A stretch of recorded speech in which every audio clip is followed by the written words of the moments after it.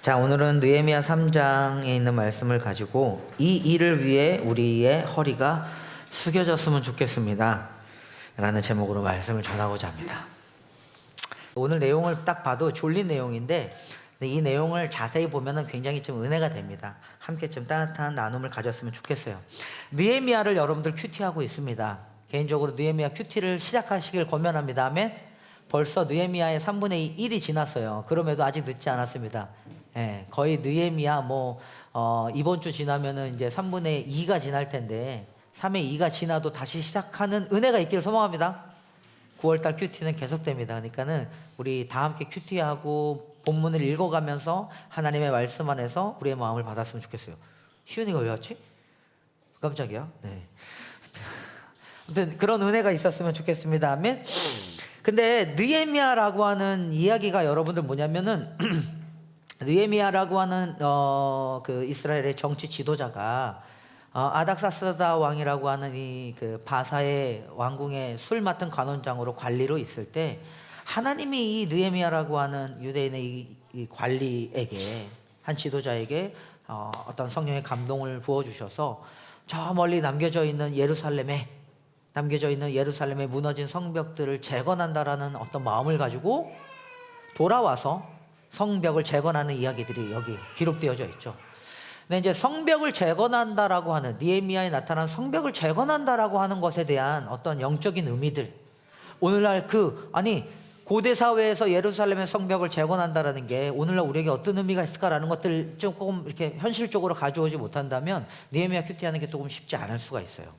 보통은 아시겠지만 교회들이 그동안 성전을 건축할 때 하나님께 성전 건축, 그 다음에 성전 헌금하게 하고 막 그러면서 우리 봉헌이라 해서 성전을 건축한다는 의미로 이렇게 건물을 지어낼 때 이 본문을 많이 가지고 와서 성도들을 독려하고 또 헌금하도록 하고 함께 마음을 모아서 끌고 갔습니다. 저는 분명히 장점도 있다고 생각해요. 그 과정에서 정말로 은혜 가운데 성전, 그러니까 교회 건물이라고 하죠, 를 이렇게 세운 사람들이 있어요.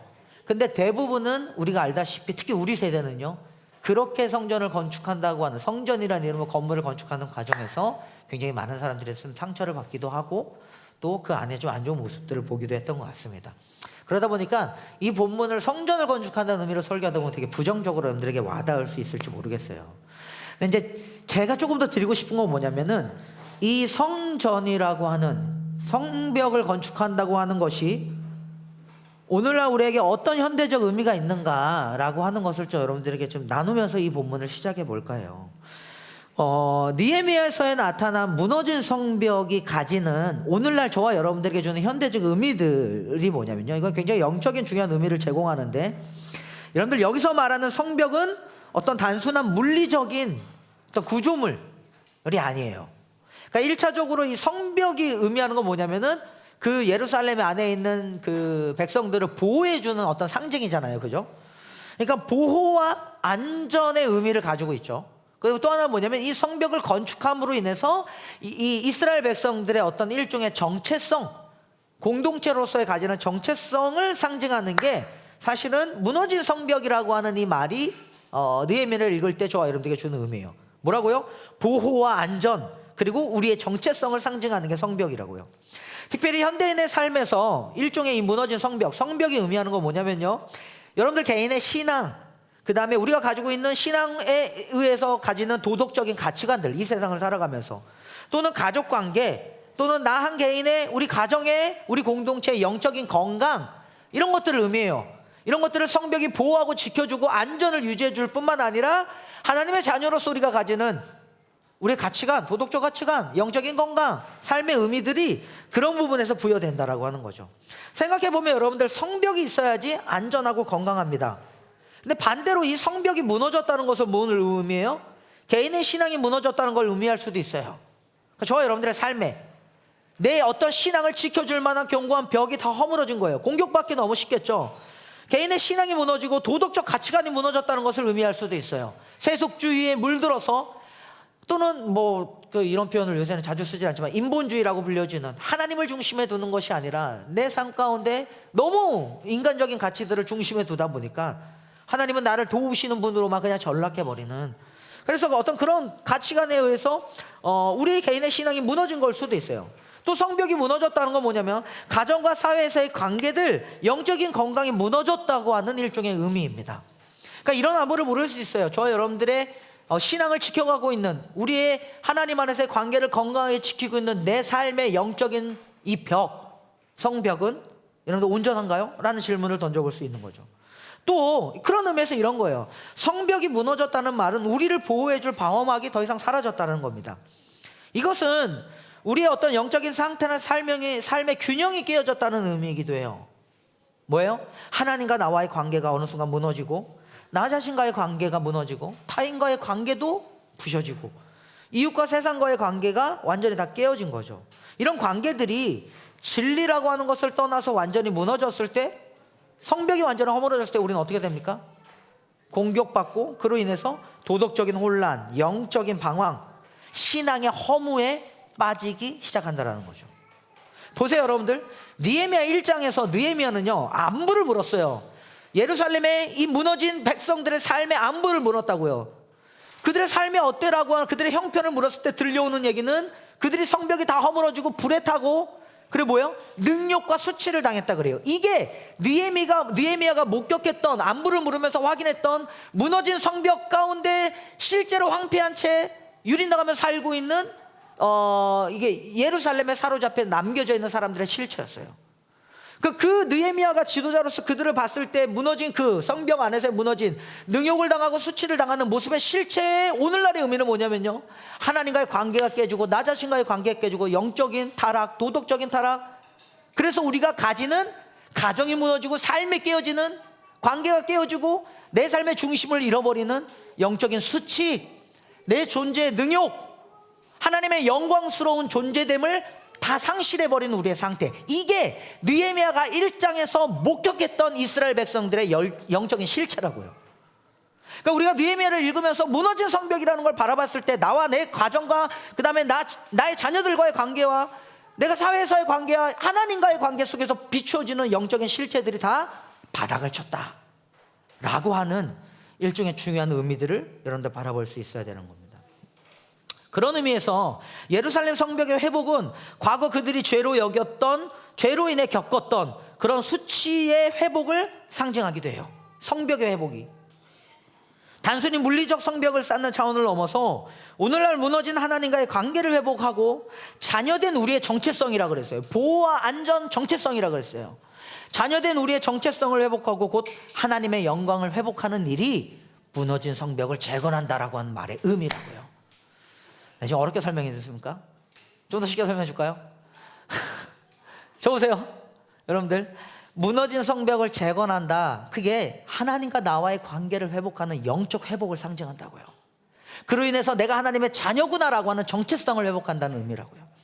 그럼 이 일을 회복하기 위해서 느헤미야는 거기에 파견되어졌고, 하나님의 뜻을 따라 아주 지혜롭게, 그리고 두려움 없이 용감하게 사람들의 마음을 모아서 이 성벽을 건축하는 겁니다. 그런 의미에서 여러분들, 성벽을 재건한다는 건요 이런 거예요. 이렇게 이해하세요. 단순히 그들의 삶의 보호와 안전을 제공하는 차원을 뛰어넘어서 이 백성에게는요 하나님의 영광스러운 자녀됨이라고 하는 영광스러운 그들의 정체성을 회복하는 좀 멋진 일입니다. 위대한 일이에요. 그 안부를 느헤미야가 1장에서 물었다고요. 그들의 형편을 물으매. 여러분들, 지난번에 우리가 계속해왔던 설교들이 그거였어요. 믿음의 안부를 물으면서 진리 안에서 여러분들 잘 살고 있습니까? 라고 하는 그 안부를 물음과 동시에 잃어버린 우리의 신앙을 회복하고 하나님과의 관계를 회복하고자 하는 그런 정체성. 그럼 우리 또 다시 한번 물어볼까요? 서로 이렇게 주먹 인사하면서. 오늘 안 했죠? 그러니까 해야지. 주먹 인사하면서 안부를 물어봅시다. 한 주 동안 잘 지내셨나요? 잘 살고 있습니까? 저 뒤에 이렇게 그 유아부 엄마 아빠들 설교 잘 들어야 돼. 안부를 이렇게 물으시면서.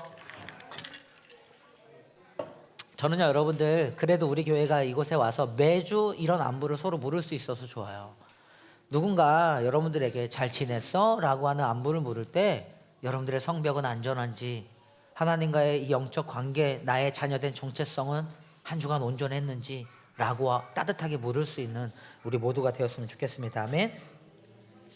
그러니까 그런 거예요. 근데 이 하나님의 영광스러운 정체성을 회복하는 이 사역에 느헤미야와 함께 모두가 함께 했다고요. 그 백성들이. 그게 오늘 3장의 내용입니다. 이 성벽을 세우는 일에 모두가 다 함께 했어요. 성경 구절 한번 띄워주세요. 느헤미야 2장 17에서 18절에 보면은 제가 읽어드릴 테니까 한번 따라보세요. 이러면서 3장으로 넘어가는데 2장에 느헤미야가 무너진 성벽을 재건하고 나서 백성들에게 이렇게 연설합니다. 여러분! 이러면서 얘기해요. 뭐라 그러냐면 후에 그들이 이르기를 우리가 당한 공경을 너희도 보고 있는 바라. 예루살렘이 황폐하고 성문이 불에 탔으니, 그러면서 느헤미야가 뭐라고 그러느냐, 자 예루살렘 성을 건축하여 우리 다시는 수치를 당하지 말자 하고 18절에 보면 또 그들에게 하나님의 선한 손이 나를 도우신 일과 왕이 내게 이런 말씀을 전하였더니 그들의 말이 뭐라 그러는 줄 알아요? 백성들이 다 우리 일어나 건축하자 하고 모두 힘을 내어 이 선한 일을 하려 하며. 아멘. 여기서 말한 선한 일이 뭐냐면요, 저와 여러분들의 자녀된 정체성, 하나님의 영광스러운 존재됨을 회복하는 일, 이거라고요. 우리가 성전이라며. 아멘. 회복합시다. 우리 모두 일어나서 건축하자. 제가 여러분들에게 교회 건축하자는 얘기가 아니잖아. 건축하자 뭐예요? 여러분들 하나님의 자녀된 우리들의 관계들을, 내 존재된 영광스러움을 회복하자고요. 아멘. 이 일을 위해서 모든 백성들이 이 선한 일을 위해서 하나로 뭉쳐서 일을 시작했습니다. 그게 뭐냐면 회복을 위한 아름다운 연합들이었어요.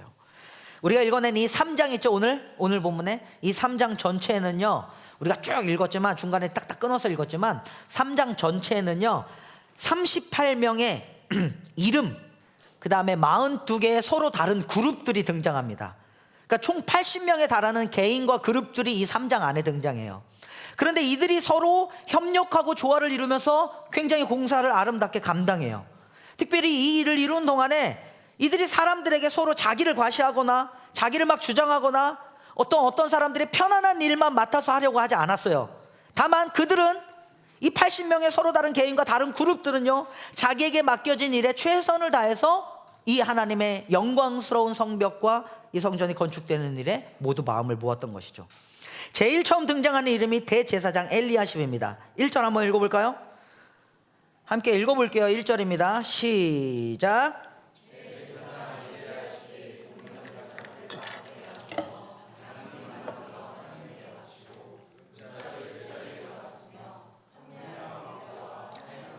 성벽을 쌓아서 봉헌하였다. 제일 먼저 등장한 이름이 대제사장이에요. 그러니까 제사장들이, 대제사장이, 이 지도자가 믿음의 본을 보인 것이죠. 그러면서 2절에 보면 여리고 사람들, 그 다음에 중간에 보면 어떤 전문가들도 등장해요. 금장색, 향품 장사 뭐 이런 사람들, 세공장인이라 그러는데, 그 다음에 심지어는 12절에 보면요 여인들도 등장합니다. 12절 한번 띄워줘 보시겠어요? 이렇게 보면은 함께 있습니다. 시작. 그 다음은 예루살렘의 반쪽 구역의 책임자이며 할로에스의 아들인 살룸이 자기 딸들과 함께 보수했다. 딸들을 데리고 보수하기도 해요. 우리 아내는 이거 큐티하면서 이 구절이 제일 마음에 와닿았대. 어떤 걸 것 같아요? 지 딸들을 데리고 함께 보수했다 뭐 이러면서, 시소를 데리고 뭘 하려는 마음인지 모르겠는데 아마 막 어떤 상상을 해봤냐면, 뭐 예전에 우리 교회를 섬길 때 엄마들이 막 애기들 이렇게 등에 업고서는 막 설거지하거나 교회를 봉사하고 섬기기 위해서 했던 우리 부모님 세대들의, 여러분들이 다 엎으면서 거기 키웠잖아요. 그런 모습일까? 하나님의 나라를 세워가기 위해서 뭐 이런 상상을 해봤어요. 근데 아내는 이 구절이 가장 맞대요. 근데 여기서 말하는 살룸이 자기 딸과 함께 보수한 건 뭐냐면요, 살룸에게는 아들이 없었어요. 그러다 보니까 딸들이라도 데리고 쉽게 말하면 쉽게 말하면 사역이라고 하는 성전을, 하나님의 영광스러운 성전을 건축하는 일에 함께한 거죠. 그러니까 무슨 말이냐면, 여러분들 동원된 사람들의 수도 많았지만 정말 다양한 부류의 사람들이 이 성벽을 재건하는 일에 함께했습니다. 제가 정리해 보니까요, 제사장들이 있었고요, 여리고 사람, 미스바 기브온 사람, 이 사람들은 이방인이었어요 심지어는. 그리고 전문 직업인들이 있었어요. 전문 직업인들, 아까 그 금장색, 세공장인들과 그 다음에 향품 장수들, 뭐 이런 사람들, 뭐 성읍 관리인도 있었고요, 여인들도 있었고요, 뭐 한온과 사노아 사람, 또 레위 사람도 있었어요. 제사장들과 레위 사람 비슷하지만 다릅니다. 그 다음에 성전에서 잡일하는 사람도 있었고요, 드고아 사람, 이따가 좀 언급할 텐데 중요한 사람들, 그리고 문지기들이 있었고요, 상인들이 있었어요. 심지어는 예루살렘에서 멀리 떨어진 사람도 이 하나님의 영광스러운 성벽을 재건하는 일에 동참했다고요. 그러니까 무슨 말이냐면 여러분들 적으세요. 굉장히 다양한 사람들이 이 귀한 일에, 하나님의 성전이 세워지는 일에 참여했다고요. 여러분들 이 모습은요, 오늘날 우리의 교회가 어떠해야 되는지를 보여주고 있어요. 이 다양한 사람들이 이 성벽을 재건하는 일에, 굉장히 다양한 부류의 사람들, 쉽게 말하면 38명의 이름, 42개 서로 다른 그룹들, 이 80여 명의 서로 다른 그룹들과 개인들이 참여한 굉장히 다양한 사람들이 성벽을 재건하는 일에 참여했다 그랬는데, 이것은요 오늘날 우리의 교회가 어떠해야 되는지를 우리에게 보여준다고요. 교회는 어떠해야 됩니까 여러분들? 서로 다른 출신과 배경을 가졌지만 이 하나님의 성전이 세워지는, 하나님의 나라가 세워지는 일에 하나가 되는 것이 교회입니다. 아멘. 바울은요 교회를 향하여 이런 꿈을 꿨어요. 갈라디아서 3장 28절에 보면요, 제가 읽어드릴게요. 이건 없을 거예요. 읽어드리면 바울이 옛날에 이런 얘기를 한 적이 있어요. 유대 사람도 그리스 사람도 없으며 종도 자유인도 없으며 남자와 여자가 없습니다. 여러분은 모두가 그리스도 예수 안에서 하나이기 때문입니다. 바울과 함께 새롭게 세워진, 그러니까 예수 그리스도와 함께 새롭게 세워진 신약의 처음 교회 안에서는 종도 없고 주인도 없고 로마 사람도 없고 유대인도 없고, 쉽게 말하면 거기에 뭐예요? 남자도 여자도 없고 모두가 다 그리스도 안에서 하나래요. 신분과 국적과 어떤 그런 차이점이 없는 거예요. 모두가 다 하나님 나라 안에서는 하나 된 가족이라고요. 굉장히 다양한 사람들이 한 그룹 안에 시작됐습니다. 또 이런 각양각색의 다양한 사람들이 성령 안에서 하나가 되었다고 이야기해요. 에베소서 4장 16절에 보면 이렇게 되어 있어요. 아까 제가 읽었던 구절인데, 온몸은 머리이신 그리스도께 속해 있으며 몸에 갖춰져 있는 각 마디를 통해 연결되고 연합됩니다. 각 지체가 그 맡은 분량대로 활동함을 따라 몸이 자라나며 사랑 안에서 몸이 건설됩니다. 하나된 교회로서의 다양한 사람들이 모여서 섬기는 걸 얘기하고 있어요. 여러분들 보세요. 이게 교회 공동체의 특징이에요. 무슨 말이냐면 한 하나님을 모시고 사는 한 가족으로 한 소망 안에서 부름을 받은 사람들이 바로 교회인 것입니다. 사실 교회는 그래야 됩니다. 그러니까 이런 거예요. 중산층만 모인 교회, 어떤 예술인들만 모인 교회, 심지어는 우리 교회는 어떤 특징이 있죠? 청년들만 모인 교회 아니라는 거예요. 특히 시심은 젊은 청년들이 굉장히 많이 모여 있죠. 근데 이제 어느 시점이 되면서부터 우리가 윗마을이 생겼고요, 윗마을이 갑자기 생기면서 아이들이 생겼어요. 직성형 아기가 셋이죠? 둘인가? 미안. 뱃속에 둘째가 있는 거죠? 아 미안, 나 셋인 줄 알았어. 둘째, 죄송합니다 사모님. 우리 이제 이현이 내가 셋이구나. 아직까지 잘 만나. 근데 벌써 그 보면은 막 기본 막 둘 아이들 이렇게 있는 가정들이 함께 하는데, 지금 아래 그 어린이 마을의 아이들이 21명, 22명, 23명 계속 넘어가고 있어요. 이게 무슨 말이냐 보세요 여러분들. 예전에 저희가 시작할 때 청년들만 있었을 때는 굉장히, 미안합니다, 기동성이 좋았어요. 이번에 정규현 수련할 때 아마 뼈저리게 느꼈을 거야. 새벽 2시까지 뭐 회의하면서 뭘 고민했냐면요, 아이들은 어떻게 맞춰, 성인들은 어떻게 맞춰, 엄마들은 어떻게 고민해. 청년들만 있으면 그런 고민 하나도 안 해도 되는데, 다양한 사람들이 점점 시심 안에 많아지면서 한 사람 한 사람들의 상황과 형편들을 다 맞춰주다 보니까 진군 속도도 느려요. 그 다음에 뭔가를 플레이하기도 어려워요. 굉장히 복잡해지는 거야. 여러분들 불편해져요. 그러니까 다양한 사람들이 함께 한다는 건, 그 다양한 사람들을 한 공동체로 만든다는 것 자체가 굉장히 어렵고 힘듭니다. 근데 그럼에도 불구하고 교회는요, 그런 다양한 연령대 세대의 사람들이 함께 어우러지는 거예요. 얼마 전에 우리는 완일 집사님, 경현 집사님 어른들도 오셨습니다. 조금 더 지나면 여러분들의 부모님들을 섬겨야 될 때가 올 수도 있어요. 그러면 시심이 진짜 전 세대가 어우러지는 교회가 되겠죠. 그때는 여러 가지 또 그 진짜 고민들이 많이 생겨날 겁니다. 속도는 더 늦어질 수도 있을 것 같아요. 그걸 우리는 고민하겠죠. 그럼에도 불구하고 교회는요, 이 다양한 사람들이 함께 모이는 곳입니다. 그 속에서 우리는 뭘 배울까요? 거기서 뭘 배울까요 여러분들? 경현 완일 집사님이 오셔서 우리가 그분들의 인생의 이야기를 듣고 그분들이 만난 하나님을 서로 교제하는 가운데 인생의 지혜를 배워요. 위로를 받아요. 얼마 전에 아랫마을의 한 친구도 저한테 찾아와서, 이제 23살밖에 안 된 청년인데 자기 이야기를 들어줄 사람이 없어요 라고 하면서 이렇게 나름 힘들어하는 이 친구들의 이야기를 들으면서, 근데 어느 순간 그런 아이들을 찾아가서 벌써 집으로 불러서 밥해 먹이고 이야기 듣고 상담해 주면서 벌써 목양하고 있는 어른들이 계세요. 우리의 삶에 나름대로 좀 인생에 중요한 어떤 그 기로가 있을 때 그 삶의 지혜를 물은 어른들이 있다고요. 그러니까 어른들만 있을까요? 막내들이 있어요. 애기들이 있어요. 그 아이들, 아까 말했던 청년들, 이 어린 청년들 같은 경우는 여러분들이 인생의 선배잖아요. 그러니까 여러분들 같은 또 선배가 필요해요. 또 여러분들은 그런 어린 청년들을 응원하고 격려해주고자 하는 마음이 있다고요. 이게 다 연결되어 있는 거야. 이 다양한 사람들이 한데 어우러져서 함께 연결되어 있는 곳, 그것이 바로 하나님의 교회라고요. 그들이 그곳에 모여서 하나님이 꿈꾸시는 이 다양한 사람들이 모여서 하나님이 꿈꾸는 교회의 모습을 그려갑니다. 서로 사랑하는 법을 배워요. 서로의 인생을 서로 거울 삼아서 진리 안에서 배워가는 겁니다. 시심에도 굉장히 다양한 사람들이 모이고 있다고 생각해요, 여러분들. 그러니까 나는 너와 다르니까 이해 못해, 그런 게 아니에요. 사랑하는 여러분들, 성령 안에서 우리는 하나가 될 수 있다고 저는 확신합니다. 아멘. 이 성령께서 주시는 참된 교제 안에서 나이와 신분과 환경을 뛰어넘을 수 있다고 믿어요. 우리 그런 교회를 꿈꿔보자고요. 그러니 여러분 보세요. 함께 지어져 간다고 하는, 다양한 세대가 어우러져서 함께 지어져 간다고 하는 이 사역에 우리 모두가 마음을 모아서 동참합시다. 방향성이 그런 거예요. 아, 내가 시심에 와서 한 몸된 교회 공동체로서 함께 지어져 가고 있구나. 다양한 사람들과 교제하고 그들과 삶을 배워. 쟤는 왜 저래? 저 사람은 뭐야? 쟤는 나와 너무 달라. 이런 측면 누군가를 보는 게 아니라 그 다양한 사람들이 하나님이 내게 주신, 서로 사랑을 배우고 하나님의 나라를 꿈꾸라고 허락해 주신 귀한 지체들임을 기억하시면서 한 몸 되어져 지어져 가자고요. 그런 은혜가 우리 안에 있기를 기도합니다. 아멘. 근데 여러분들 이런 게 있어요. 이렇게 모든 사람들이 한 마음으로 성전을 건축했잖아요. 성벽을 건축해 나가잖아요. 근데 그러는 가운데 찬물을 끼얹는 사람들이 있었습니다. 오늘 본문 안에 유일하게 나타나는 한 인물들인데 한번 볼까요, 여러분들? 혹시 큐티하다 발견했는지 모르겠는데 3장 5절을 한번 읽어봅시다. 3장 5절 한번 띄워주세요. 함께 읽겠습니다. 시작.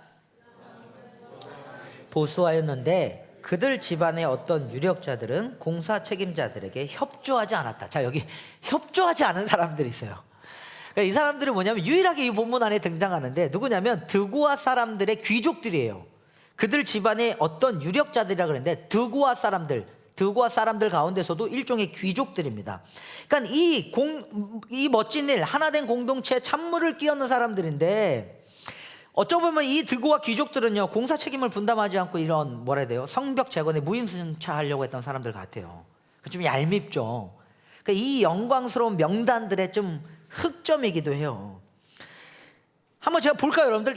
쉽게 말하면 이 드고아 사람들, 이 어떤 유력자들이라고 불려지는 이 드고아 지역의 귀족들인데, 이들의 이 공사에 협조하지 않은 이들이 열심을 했던 다른 이 3장 안에 등장하는 사람들과 제가 좀 대조를 해보면 여러분들 이렇게 나타나요. 실제로 이 드고아 사람들은 여기 보면 아무 협조도 하지 않았지만 예를 들어서 그냥 띄워만 주세요. 제가 구절하면 2절, 5절, 7절을 보면 어떤 사람들이 등장하냐면요, 2절에 여리고 사람들이 등장합니다. 그리고 5절에 여기 드고아 사람들이 등장하죠. 그리고 7절에는요 기브온 사람들, 그리고 미스바 백성이라고 하는 사람들이 등장해요. 근데 이 사람들은 외인이었어요. 근데 외인임에도 불구하고 이들은 쉽게 말하면은 이런 성벽 재건에 동참했던 사람들이에요. 근데 드고아 사람들 중에서도 귀족이라고 불려지는 이 사람들은 이 일에 참여하지 않았어.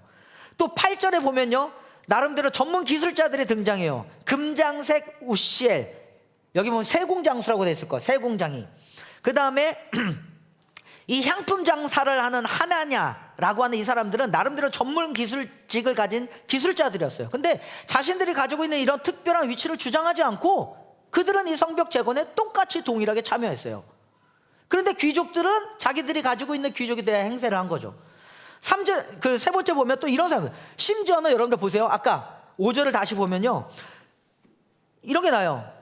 여기 보면 드고아 사람이 보수하였는데, 이게 무슨 말이냐면 드고아 사람이 보수하였는데 그들 집안의 귀족들, 그러니까 자기 동네 주민들은 다 보수하고 있는데 이 귀족들, 드고아 귀족들은 이 보수에 참여하지 않은 거예요. 얼마나 얄미워. 27절 한번 띄워주시겠어요? 27절.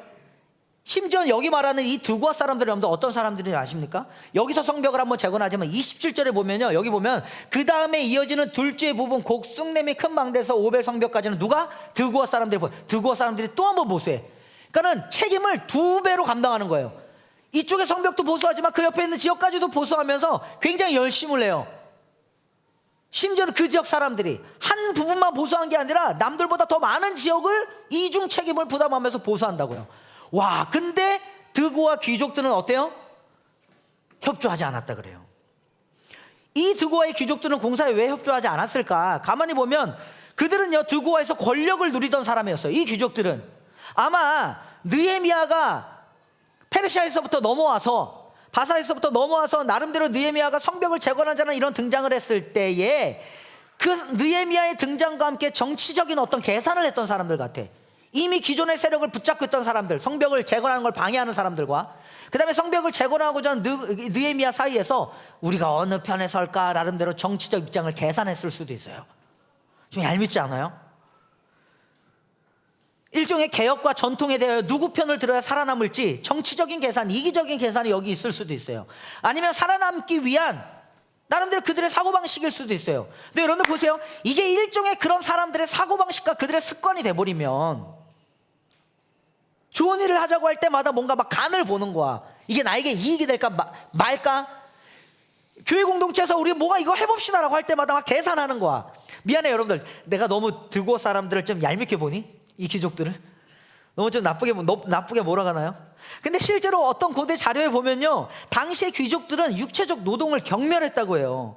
그러니까 모진 일을 감당하기 싫은 거예요.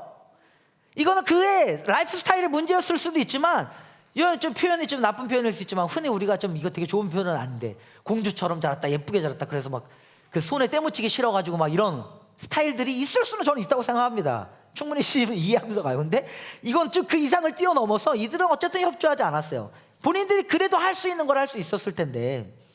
그러니까요, 무슨 말이냐면 드고와 귀족들은요, 하나님의 뜻과 공동체의 유익보다는 자기 자신의 이익이 우선시했고 굉장히 이기적으로 행동한 거죠. 뜻을 공유하고 책임을 나눠지는 공동체가 아니었던 거예요. 그들은 뭐였습니까? 그냥 이익 집단이었습니다. 한 몸으로 연결되어져 있는 그리스도 안에서 한 공동체가 됐던 게 아니라 그냥 교회에 나의 이익을 위해서 가지고 나온, 내가 이 사람들과 교제하면서 어떤 이익이 있을까? 이익이 있을 때 참여하고 이익이 없을 때 빠져버리는 일종의 그냥 이익 집단에 불과했다고요. 이건 공동체가 아니에요 여러분들. 이 두고 사람들 살펴보세요. 느헤미야 3장 5절을 개역개정으로 한번 띄워줘 보시겠어요? 준비된 거? 개역개정에 보면 여러분 이렇게 돼 있어요. 잘 들어봐. 진짜 나는 쉽게 설명하고 있다고 생각하는데 잘 들리죠?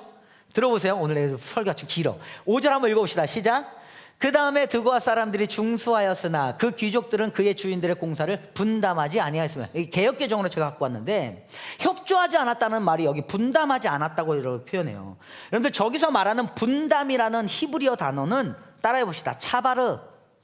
차바르라고 하는 히브리어 단어예요. 근데 이 말은 문자적으로 목의 뒤라고 하는, 목의 뒷부분이라는 뜻을 가져요. 분담이라는 저 히브리어 단어의 차바르는 목의 뒷부분이라는 뜻을 가지는데, 이것이 어디서 온 말이냐면요, 이것은 멍에를 매지 않으려는 어떤 고집센 황소의 모습에서부터 이 단어를 갖고 왔어요. 멍에를 지기 싫어하는. 그래서 실제로 이 차바르라고 하는 단어가 어디에 쓰여지냐면요, 예를 들어 느헤미야 9장 29절을 한번 읽어볼까요? 한번 읽겠습니다. 여기 보면 이제 느헤미야가 성도들을, 이 성벽을 재건한 다음에 이 사람들을 하나님의 말씀을 이렇게 세우고자 하는데 그때 이런 구절이 나와요. 함께 읽게요. 시작. 다시 주의 율법을 복종하게 하시려고 그들에게 경계하셨으나 그들이 교만하여 사람이 준행하면 그 가운데에서 삶을 얻는 주의 계명을 듣지 아니하며 주의 규례를 범하여 고집하는 어깨를 내밀며 목을 굳게 하여 듣지 아니하였나이다. 여기 나오는 고집하는 어깨를 내밀며 목을 굳게 하여 듣지 아니, 이게 멍에를 지지 않으려는 황소의 고집센 모습이야. 이 일을 분담하지 아니하였다라는 게 하나님의 영광스러운 나의 존재를 회복하고요, 우리의 존재를 회복하고요, 우리 가정을 세우고 교회를 세우고 심지어는 내가 가장으로서 또는 아내로서 내 가정을 개혁하면서 하나님의 자녀된 영광스러운 내 정체성을 회복하자고 하는 이 일에 어깨를 내밀며 목을 굳게 하여 듣지 않을 정도로 고집센 완악한, 멍에를 치지 않으려는 이 모습들을 가진 사람들이 드고와 귀족들이라고요. 이런 사람들이 있었어요 여러분들. 아까 5절 다시 느헤미야 3장 5절에 보면요, 여기 이런 표현이 있어요. 3장 5절 한번 띄워주시겠어요?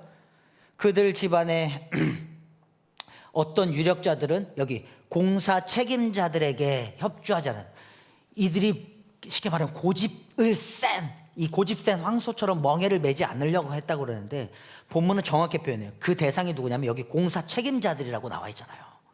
근데 사실은 여러분들 저게 개역개정을 읽어보면 그들의 주인들에게라고 표현되어 있어요. 공사 책임자들, 개역개정에는.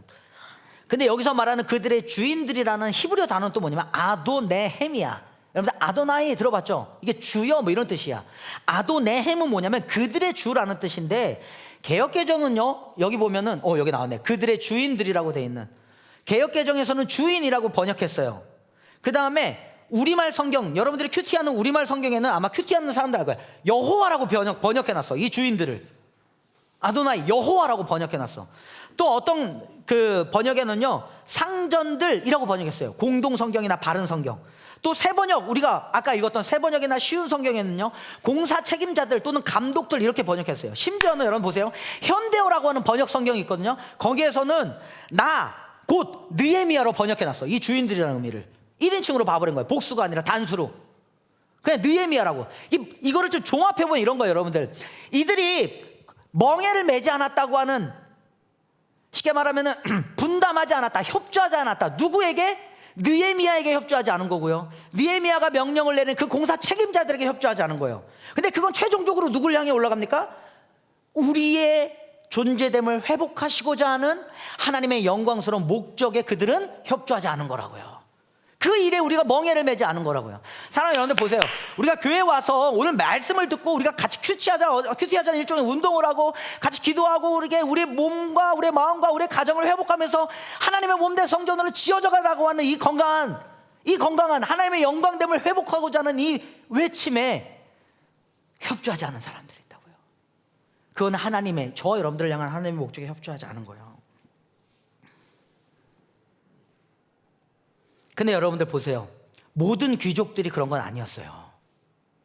오늘 3장 5절만 딱 나오지만 사실은 3장 안에는요 굉장히 멍에를 지면서 분담하면서 이 역할을 감당한 사람들이 많아요. 특히 드고아의 귀족은 그랬지만 다른 귀족들은 달랐어요. 여러분들 9절 12절 한번 볼까요? 9절을 보면 이래요. 9절 한번 띄워주시고 그 다음에 12절 갑니다. 함께 읽습니다. 시작.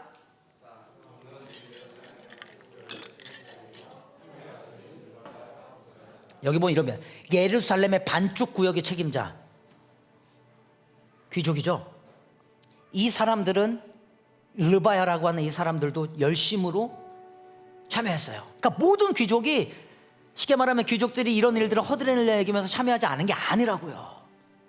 12절 볼까요? 12절에 또 나와요. 또 다른 사람들. 그 다음은 예루살렘의 반쪽 구역의 책임자, 아까 자기 딸들을 데리고 보수했던 이들도 역시 귀족이었어요.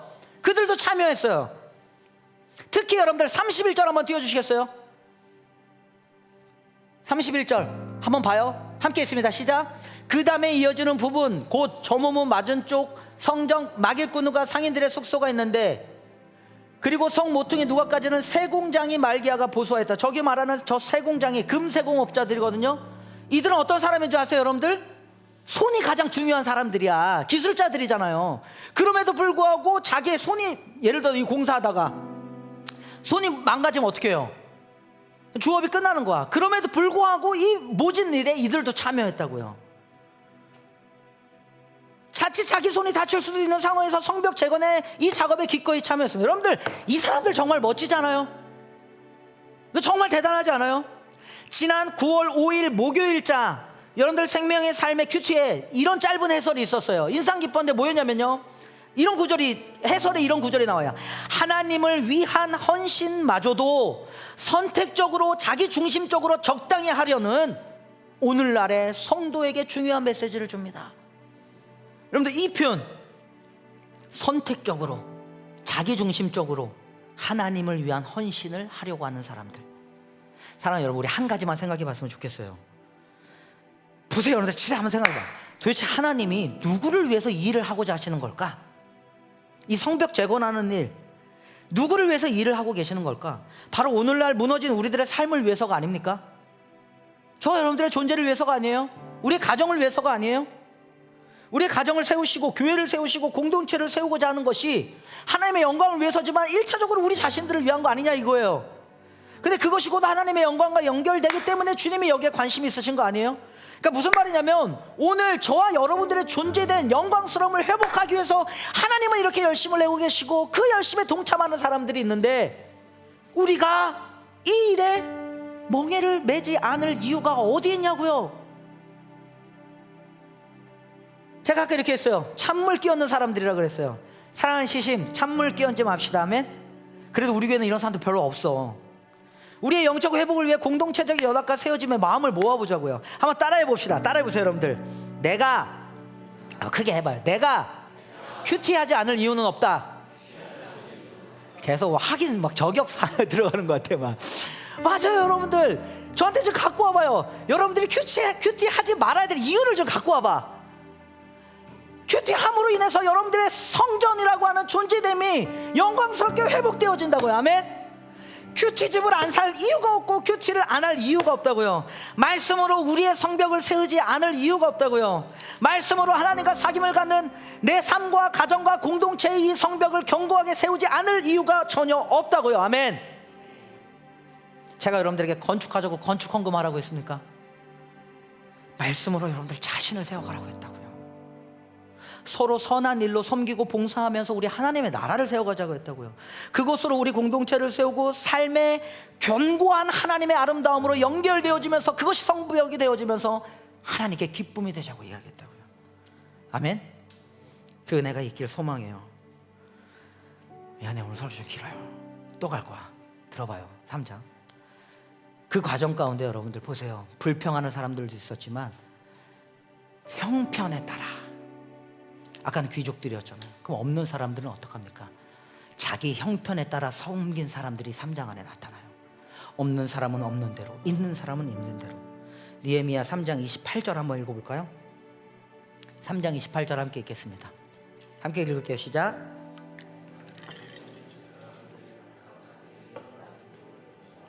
여기 보면 말문이 나오잖아. 혹시 설교 잘 들은 사람 기억나지 모르겠어요. 반쪽짜리 진실함 설교 기억나요? 그게 여호야다의 개혁과 그 다음에 예후라고 하는 왕이었나요? 이렇게 연합해서 쉽게 말하면 바알을 숭배하던 사람들을 물리쳤던 거 기억나죠? 그때 아달랴라고 하는 남유다의 여왕이 있었어요. 그 아달랴가 죽임을 당한 곳이 저 말문이야. 그래서 나와서 한번 소개해드려요. 바알을 숭배하던 여왕 아달랴를 처단한 곳 여호야다가 말문인데 말이 지나는 문이에요. 근데 저 말문 위로는 저기 보면 제사장들이 뭐라고 되냐면 자기 집 맞은 쪽, 각각 자기 집 맞은 쪽을 보수했다 그래요. 실제로 여긴 제사장들에게 나오지만 성벽을 재건할 때 3장 안에서는요 자기 집과 마주한 곳을 보수한 사람들이 많이 등장합니다. 3장을 쭉 한번 읽어보세요. 집 맞은편. 그러니까 3장에는요 성벽을 재건할 때 이 자기 집과 마주한 곳을 보수한 사람들이 많이 나오는데 예를 들어서 10절에 보면요 10절 한번 더 띄워주세요. 여다야라고 하는 사람이 등장해요. 여다야도 자기 집과 마주한 곳을 보수했어요. 여다야. 23절에 보면요 베냐민과 핫숲이 나오는데 이 사람들도 자기 집과 마주한 곳을, 그리고 아사랴 이 사람도 자기 집 앞쪽을 보수했다 그래요. 집 앞. 그러니까 뭐예요 여러분들? 이 사람들은 자기 집과 마주한 곳, 집 앞을 보수했다 그러는데 어쩌면 자기 가족의 생명과 직결될 장소이니까 더욱 열심히 이 봉사에, 이 보수의 작업에 참여했을지도 모르겠어요. 근데 이들은 어쩌면 경제적으로 어렵기 때문에 형편상 자기 집 앞만을 보수한 사람들도 이 안에 있었어요.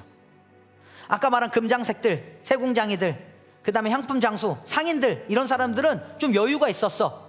그래서 그들은 쉽게 말하면 더 넓은 지역까지 보수했는데 어떤 사람들은요 자기 앞에 있는 것만이라도 했다고요. 무슨 말이냐면 없어도 있는 만큼 자기 형편껏 보수했다고요. 여러분들이 할 수 있는 걸 하시면 됩니다. 제가 여러분들에게 40일 금식하자고 했습니까? 큐티집 한 권 사면 된다고요. 그걸 읽으면 된다고요. 제발 좀 가져가세요. 내가 큐티하지 말아야 될 이유가 있으면 형편껏 하시면 돼요. 그 다음에 큐티뿐만 아니라 교회를 섬기는 일들도, 서로를 위해 세워가는 일도 여러분들 형편껏 하시면 돼요. 재밌는 건 여러분들, 느헤미야는 그것을 기록해뒀어요. 자기 집 앞이라고 구체적으로 이야기하면서 이 이야기를 기록해놨다고요. 그러니까 하나님께서는 그것이 크건 작건 형편껏 드린 그 섬김을 귀하게 여기신다고요. 아멘. 우리에게, 우리 주님께 보잘것 없는 것은 없습니다. 우리 하나님께 보잘것 없는 것은 없다고요. 과부의 두렙돈, 하루 먹고 죽을 밀가루와 같은 엘리사가 만났던 그 여인의 과부의 양식, 작은 부린떡 5개와 물고기 2마리, 모두 하나님께 드려진 그 형편의 귀한 마음들이었다고 여러분들.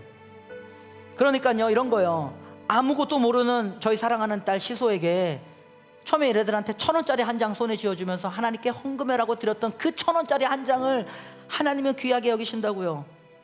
시심에 가끔 보면 5,000원 드리는 주일헌금하는 사람들이 있어요. 그게 얼마나 귀한 줄 아세요 여러분들? 자기 형편껏 하나님께 감사하는 마음을 드리는 거예요.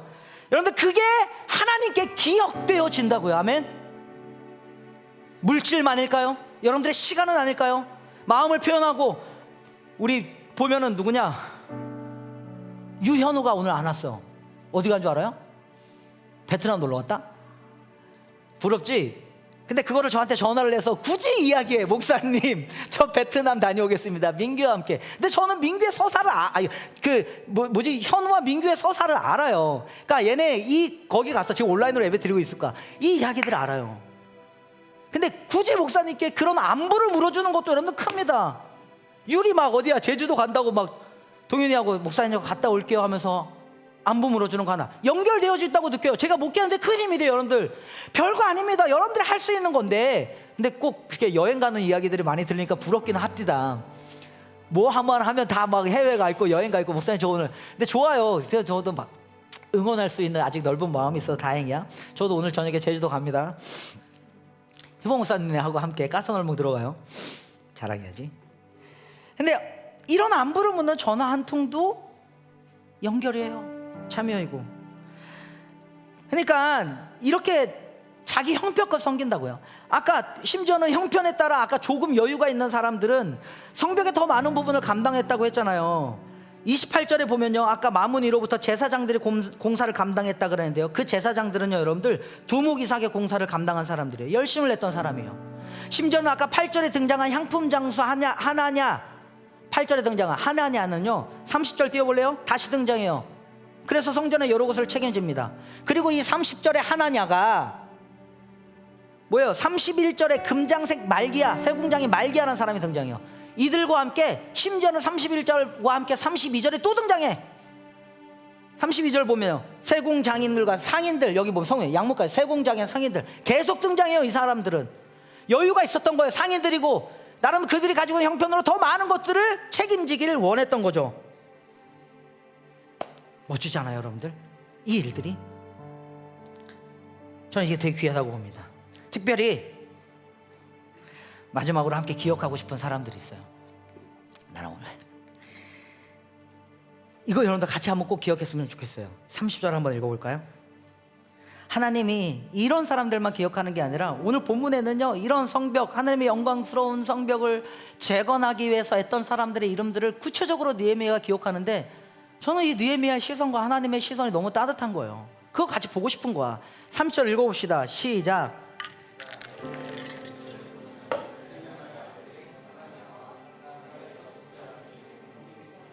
여기까지. 여기 보면은 셀레미야의 아들인 하냐냐, 아까 나왔던 하나냐, 그 하나냐와 살랍의 6째 아들인 하눈이 보소했다 그래요. 살랍의 6째 아들인 하눈, 어쩌 보면 좀 막내와 가까운 이름이에요. 6째니까, 그죠? 정확히 막내인지 모르겠지만 막내와 가까운 하눈인데, 이거 궁금하지 않아요? 나머지 첫째부터 5째는 다 어디 간 거야? 6째만 한 번 더. 이 사람도 중복이에요. 2번째 나오는 이름인데 나머지 첫째부터 5째 어디 간지 모르겠어. 물론 뭐 사연이 있었겠지. 근데 느헤미야는 여기서 구체적으로 기록할 때 중복으로 일했던 하눈이 보소했다는 걸 한 번 더 언급하고 있어요. 하나님이 기억하신다고요 여러분들. 이렇게 더 많은 것들로 애쓰는 사람들의 그 수고와 노고들을 하나님이 잊어버리지 않는다는 거예요. 그들의 수고로움과 애씀을. 26절 한번 띄워주시겠어요? 26절은 또 특별한 하나님의 사람들이 등장해요. 함께 읽어봅시다. 시작. 오벨에 살고 있는 성전 막릴꾼들이, 수도 여기 등장하는 막릴꾼들, 이 사람들은 개역개정은 여러분들 느디딤 사람이라고 되어 있어요. 느디딤 사람. 이들은요, 전쟁 포로에서 끌려와서 성전에서 허드렛 일을 하던 그냥 노예들이었습니다. 느디딤은 들여진 사람들이란 뜻이에요. 다윗 세대에 레위 사람들을 섬기도록 넘겨진 이들이었는데, 이들이 포로를 끌려갔다가 70년 만에 귀화할 때 같이 귀환했어요. 근데 와서 자신들이 감당해야 될 역할들을 감당하면서 이 성전 보수 작업에, 성벽 보수 작업에 동참했어요. 누구? 노예들이. 근데요, 여러분, 이거야, 하나님이 이들의 그 수고와 헌신을 기록해 두셨다고요. 하나님의 나라가 세워져 가는데, 저는 여기 너무 감동이 있었어요, 여러분들. 그리고 이들이 자신에게 맡겨진 자신의 역할에 최선을 다해서 하나님의 몸된 교회를 세워갔습니다. 여러분들, 저 보세요. 이런 질문 한 번입니다. 이들은 얼마나 많이 하나님을 사랑했을까? 공동체를 세워가는 것은 이들의 섬김과 수고에 있었습니다. 아멘. 이제 설교 날 된 사람 정신 차려보세요. 잘 듣고 있어. 우리 좋은 사람 한 명도 없이. 사실 오늘 좀 전달할 내용이 많아요. 3장 내용이 그래요.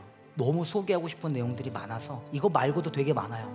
왜냐면 영광스러운 하나님의 성벽을 세워져 가는 데 있어서 저마다 애쓴 수고들이 있거든. 그중에서 내가 진짜 특별한 것들만 갖고 온 거야. 근데 전체적인 이야기를 보니까, 아, 이런 사람들이 동참해서 하나님의 성전을 세웠구나. 특별히 마지막에 기억되어지는 그 노예들, 막내들, 여인, 그 딸들, 없는 형편에 자기 집안만 보수하려고 애썼던 사람들, 여러분들, 이런 사람들 때문에 교회 공동체가 세워져 간다고요. 그들의 섬김과 수고가 있었어요. 사랑하는 여러분, 있어서 섬기는 게 아닙니다. 형편에 따라 섬겼고요. 하나님은 여러분들을 영광스럽게 생기고자 하는 하나님의 섬김이 여기 있고, 그 섬김에 동참한 저와 여러분들의 동역이 여기 있습니다. 이 보이지 않는 손길들이 교회를 세우고 우리 공동체를 세우고 하나님의 나라를 세운다고요. 아멘. 느헤미야 3장에는요 이런 사람들이 기록되어져 있는 거예요. 하나님이 기억하십니다. 우리의 형편과 상관없이 많든 적든 들여진 그 손길들, 여러분들의 시간들, 수고하는 마음들, 생각하는 그 마음들을 하나님이 기억하신다고요. 그러니까 오늘 설교 제목이 이렇잖아요. 연약한 우리의 허리를 굽혀서 무너진 성벽을 세우기 위해 수고하고 애쓴 이 하나님의 사람들, 우리 모두가 그런 사람들이 되어주셨으면 좋겠고요. 특별히 오늘 그렇게 수고하고 애쓴 우리 리더십들과 또 교회를 섬겼던 무명의 사람들을 저는 격려하고 싶었던 거예요. 그래, 설교가 길었어. 미안합니다. 설교를 준비하면서 읽은 텍스트가 있어서 하나 소개하고 마치려고 합니다. 뭐냐면요, 이렇게 돼 있어요. 제가 한번 읽어드릴 테니까 들어보세요. 우리는 목사님이나 평신도 지도자들이 감당하기 힘든 일정과 책임을 져주기를 기대한다. 우리는 그들이 교회 사무실에서 하루 종일 심우해야 한다고 생각할 뿐 아니라 병원에 아픈 교우들을 방문하고 우리가 전화하면 일일이 받아주고 일주일 내내 수많은 모임에 참석하여 가르치고 달력에 표시된 모든 모임에서 연설을 하고 연례 교회 대청소에 동참하고 완벽하게 자녀들을 양육하며 휴일에는 교회 친목 모임에 나와주기를 기대한다. 해주기를 기대하는 거예요. 분명 그것은 불가능한 것이며 시도되지 말아야 할 것이다 라고 어떤 주석가가 이 글을 써놨어요. 저는 굉장히 공감합니다. 어떤 한 사람만의, 왜냐면 제가 최근에 느끼는 게 죽겠더라고.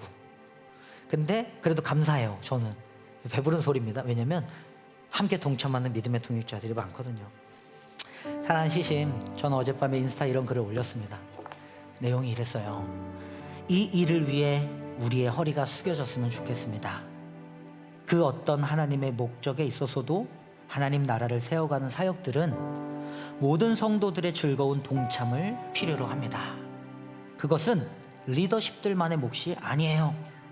느헤미야가 한 가지 계획과 성벽을 재건할 자재 일부를 가지고 예루살렘으로 돌아왔지만 혼자서 그 일을 한다는 것은 불가능했다고 말하고 있습니다. 심지어 그것은 예루살렘의 모든 지도자들을 다 모은다 해도 이룰 수 없는 일이었습니다. 형식적으로 모이게 하고 형식적으로 행사를 진행할 수 있지만 하나님께서 진짜 세우고자 하시는 공동체의 회복은 거기에 없었을 것입니다. 어쩌면 한국 교회가 놓쳐버린 지점이기도 한 것 같아요. 어떤 이들은 돕기를 거부했습니다. 아까 들고 간 사람들 기억나죠? 하지만 오히려 그것이야말로 그들의 손해와 그들의 수치였습니다. 오히려 허리를 숙이고 복구 작업에 동참한 사람들이 하나님의 영광에 함께 참여했던 것이죠. 저마다 자기 집 앞에 문과 성벽을 보수하는 것이었음에도 그것은 하나님 나라를 세우는 데 중요한 한 몫을 한 것입니다. 사랑하는 시심, 우리 모두가 이 일에 허리가 숙여졌으면 좋겠어요.